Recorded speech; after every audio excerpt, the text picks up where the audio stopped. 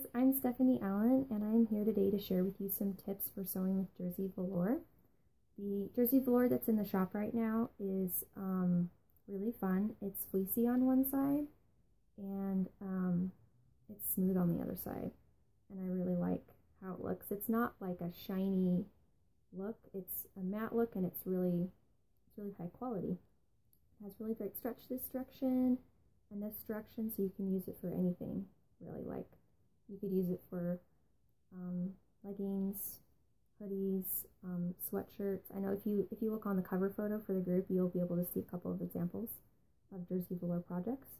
And so the first tip I would give you for sewing with knits is sewing with Jersey Velour is that you want to use proper needles. So use jersey needle, or use a ballpoint needle, or use a stretch needle. And that's going to prevent you from getting holes in your fabric, and it's also just going to help you generally sew better with knits with Jersey Velour. Also, the main challenge with sewing with Jersey Velour is its bulk. That's what makes it really warm, right? But it can be a little bit difficult to sew with just to get started. So you can lessen the pressure on your sewing machine. And I don't have that option on my sewing machine. I'm using a baby lock. This is my baby lock right here, and I don't have that option for this machine, but I do have it on my serger, and the dial to change that is just right next to the needle. So try that, see how that works. Also, if you have problems just getting going on the fabric, you can start 1/4 inch away from the edge and then backstitch to the edge and then just sew your line of stitching. That'll help you get over that hump. You could try using a walking foot. Some people like using those. I haven't had to use one yet for this project. Let's see. So occasionally you're going to want to lift up the presser foot if you find that you've gotten stuck. Just keep your needle down in fabric, lift your presser foot up, and then kind of just reposition that fabric so that you can get going again. Then put your presser foot back down and finish your project. Now, if you're working with a serger, you have a couple of different options. You can increase the differential feed if you find that you're having trouble getting going.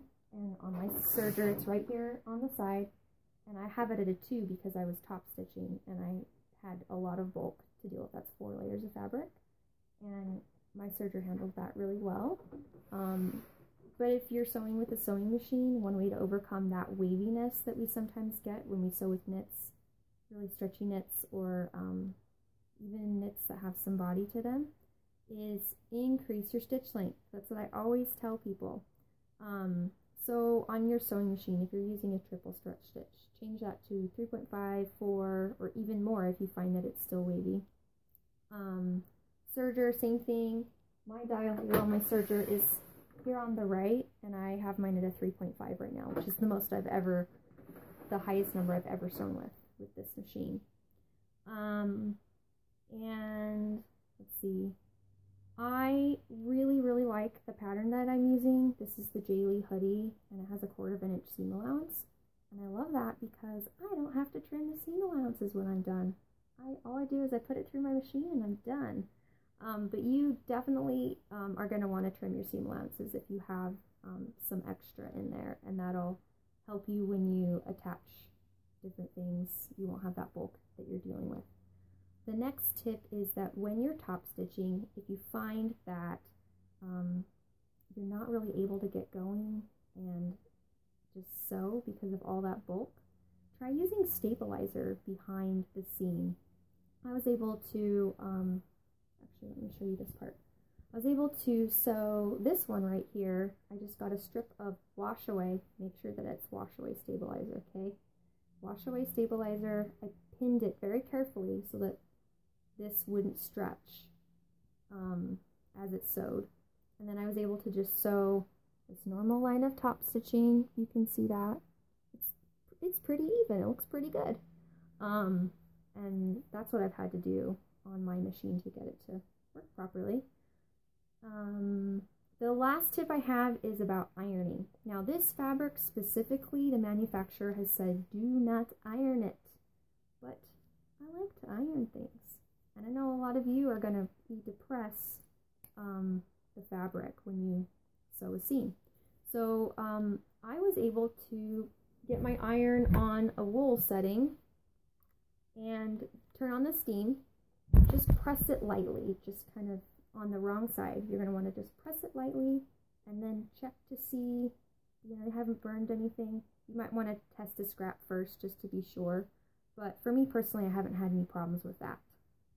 But I hope that you will get your Jersey Velour out of your stash. And if you haven't ordered yet, make sure you go and do that before those colors run out, because I know there's limited stock on those. But yeah, go ahead and comment below and let me know what you're sewing with this fabric and what tips you have for sewing with it. So I hope you have a great day. Thanks.